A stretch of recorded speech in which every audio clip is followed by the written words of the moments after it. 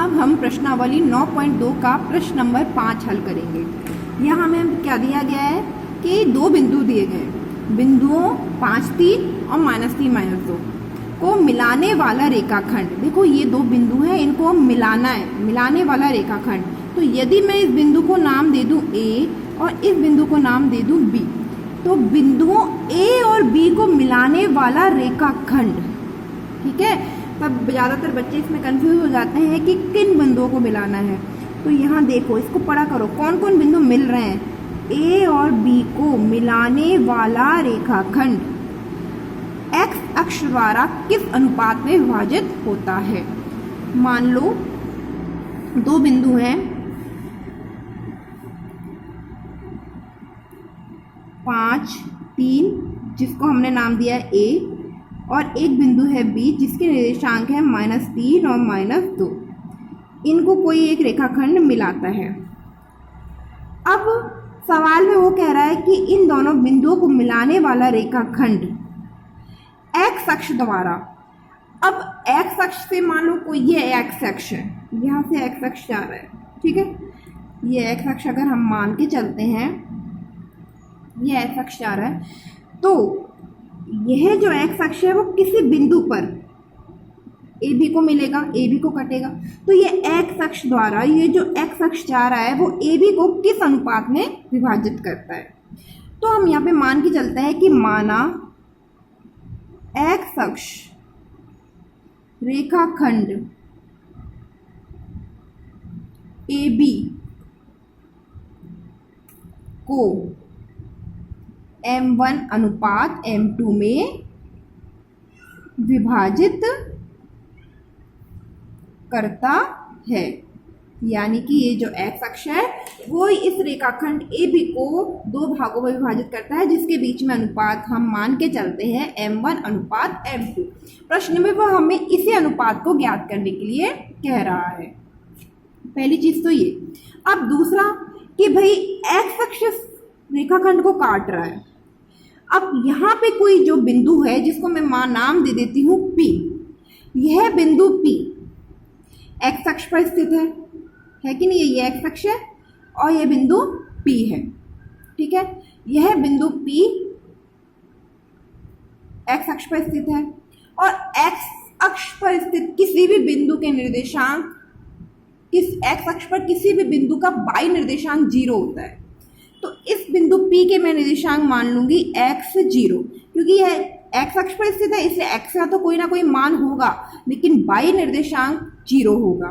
x अक्ष पर सभी बिंदु के साथ ऐसा ही होता है, x अक्ष पर स्थित किसी भी बिंदु का y निर्देशांक 0 होता है। तो अब हमें क्या चित्र मिल गया, जैसे हम करते थे सवाल पहले वाले। ये देखो, ये A हो गया, ये B हो गया, यह बिंदु P हो गया जिसके निर्देशांक है x0, A के निर्देशांक है 5 और -3 और B के निर्देशांक है -3 और -2। इस तरीके से यह चित्र मिल गया, जहाँ पे x1 का मान है 5 और y1 का मान हो गया -3, क्योंकि मैंने इसको पहला बिंदु माना है। x2 का मान हो गया -3 और y2 का मान हो गया -2, क्योंकि इसको हमने दूसरा बिंदु माना है। यह बिंदु P है जहाँ पे x का मान हमको नहीं पता, y का मान हमें पता है जो कि है 0, y निर्देशांक इसका 0 है। और हमें ज्ञात क्या करना है, M1 M2। यह M1 और M2 के मान हमको ज्ञात करने हैं, ठीक है। तो आप इस तरीके से जब भी सवाल हल करो, आप ये देखो कि यहाँ पे x1 y1, x2 y2 ये तो हमें दिया गया है। M1 M2 का मान क्या है, x का मान क्या है, y का मान क्या है। यानी आपको कोई भी सवाल हल करने के लिए सबसे पहले इन चारों मानों को ढूंढना होगा। इन चारों मानों को ढूंढने के बाद आप आगे सवाल हल कर पाएंगे। यदि आपको यह चारों मान नहीं मिले, यानी इसके मानों के लिए आप क्लियर नहीं हुए, तो आगे आपको सवाल करना थोड़ा सा मुश्किल हो जाता है। तो अब हम इस सवाल को हल करते हैं। देखिए, हमें सूत्र एक ही पता है, अंतःविभाजन वाला, तो हम वही सूत्र लगाएंगे। सूत्र हमारे पास क्या है, x बराबर बटे के ऊपर क्या होता था m1 x2 plus m2 x1 बटे m1 प्लस m2, और बाई का सूत्र क्या होता था m1/2 प्लस m2/1 बटे m1 प्लस m2। ठीक है, ये दो सूत्र होते थे आपके जब भी कोई बिंदु किसी रेखाखंड को अंतः विभाजित करता है तो उस बिंदु के निर्देशांक ज्ञात करने का सूत्र यही होता है। अब आप देखो यहाँ पे आपको निकालना है m1 m2, वह m1 m2 निकालने के लिए कह रहा है। तो देखो आपको x1 y1 पता है, x2 y2 पता है, m1 m2 ज्ञात करना है। लेकिन देखो यदि 4 मान है उनमें से आपको एक मान ज्ञात करना है तो 3 मान ज्ञात होने चाहिए पहले से ही। आप यदि देखो यदि मैं x वाला सूत्र लेती हूँ तो x वाले सूत्र के लिए मुझे x का मान नहीं पता, m1 का मान नहीं पता, बस x1 और x2 का मान पता है। तो यहाँ 4 मानों में से मुझे 2 मान नहीं पता, 2 मान पता है, इसलिए मैं यह x वाला सूत्र नहीं लगाऊंगी। मैं कौन सा सूत्र लगाऊंगी? y वाला सूत्र। ठीक है, क्यों? क्योंकि y वाले सूत्र में मुझे चारों मानों में से 1 2 3 मान पता है, केवल एक ही मान मुझे ज्ञात करना होगा। देखो मुझे y का मान पता है जो कि है 0, m1 का मान नहीं पता, m2 का मान नहीं पता, लेकिन मुझे y1 y2 के मान पता है। इसलिए जब भी आपके पास ऐसा सवाल आए जहाँ पे 4 मानों में से हमें एक मान ज्ञात करना है तो आप वह वाला सूत्र लगाओ जिस सूत्र में आपको 3 मान ज्ञात हैं। यदि वह सूत्र लगा दोगे जिसमें केवल आपको 2 ही मान ज्ञात होंगे तो वह सूत्र लगाने पर सवाल आगे हल नहीं होगा। इसलिए मैं यहाँ पे x वाला सूत्र लगा के y वाले सूत्र में मान रखना शुरू करती हूँ। तो मान रखना शुरू करने पर y का मान क्या है 0, तो y की जगह नीचे लिख दिया 0, बराबर की जगह बराबर। अब बटे के ऊपर के मान रखते हैं m1 का मान अज्ञात है तो m1 की जगह m1 गुणा y2 का मान है -2, तो y2 की जगह मैंने रख दिया -2, प्लस की जगह प्लस m2 का मान अज्ञात है तो m2 की जगह m2, y1 का मान है -3, तो y1 की जगह मैंने रख दिया -3। अब बटे के नीचे का मान रखो, बटे के नीचे के मान तो हमें पता ही नहीं है, इसलिए m1 प्लस m2। हाँ, हमको पता है कि जब बीच में बराबर का चिन्ह होता है तो वज्र गुणा होता है, तो मैं वज्र गुणा करूंगी। वज्र गुणा करने के लिए तिरछा गुणा होता है, तो यह 0 इस m1 प्लस m2 से गुणा हो जाएगा।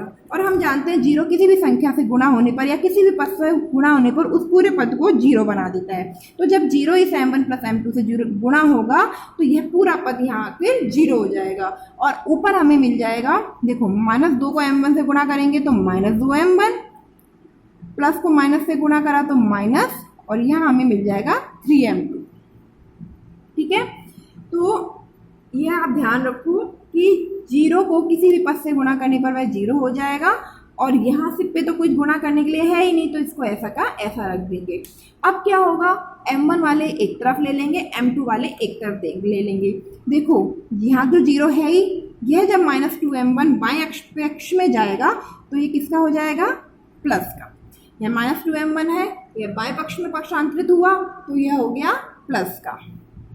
और यहाँ पे -3m2 ऐसा कैसे रह जाएगा, क्योंकि इसका साथ तो हमने कुछ किया ही नहीं है, इसके लिए तो हमने कोई हल ही नहीं किया है, तो ये हो जाएगा हमारे पास -3m2 का -3m2 ऐसा का ऐसे। अब देखो हमें अनुपात याद करना है m1 अनुपात m2। तो देखो अगर मैं ये लिखती हूँ m1 बटे m2, ये अनुपात याद करना है। तो यहाँ ध्यान देना, मेरे पास m1 से कौन गुणा हो रहा है? 2। तो मैं 2 को बताओ यहाँ लिखूंगी कि यहाँ लिखूंगी? यदि मैं 2 यहाँ लिखती हूँ तो 2 किससे गुणा होगा? m2 से, लेकिन 2 m2 से थोड़ी ना गुणा हो रहा है, 2 तो m1 से गुणा हो रहा है। तो मैं 2 को कहाँ लिखूंगी? यहाँ, ताकि 2m1 से गुणा होके 2m1 प्राप्त हो जाए। अब m2 से कौन गुणा हो रहा है? -3, तो अब मैं यहाँ ऊपर लिखूंगी -3, ताकि -3m2 से गुणा होके -3m2 हो जाए। इस तरीके से हमें अनुपात प्राप्त हो जाएगा। क्या m1 अनुपात m2 हमें प्राप्त होगा -3:2। अब आप पूछेंगे यहाँ पे माइनस का क्या रोल है। जब भी कोई अनुपात माइनस में प्राप्त हो तो इसका मतलब है बाह्य विभाजित हो रहा है, उसका बाह्य विभाजन हो रहा है। यदि दोनों अनुपात के दोनों मान प्लस में है, दोनों मान प्लस में है, तब तो उसका अंतर विभाजन होगा। लेकिन यदि आपको अनुपात माइनस में प्राप्त हो रहा है तो उसका बाह्य विभाजन होगा। इस तरीके से इन सवाल को हम हल करेंगे। यहाँ मैंने आपको समझाने के लिए थोड़ा सा विस्तृत रूप से समझाया है। अगर आपको इस सवाल को हल करना है तो आप सीधे बस ये चित्र बनाइए।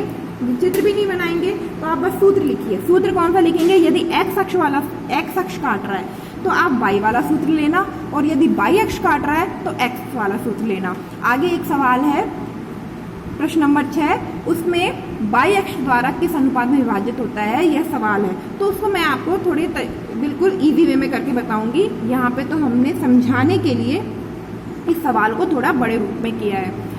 यह मान तो आपको लिखने पड़ेंगे, जैसे x1 y1, x2 y2, x y m1 m2।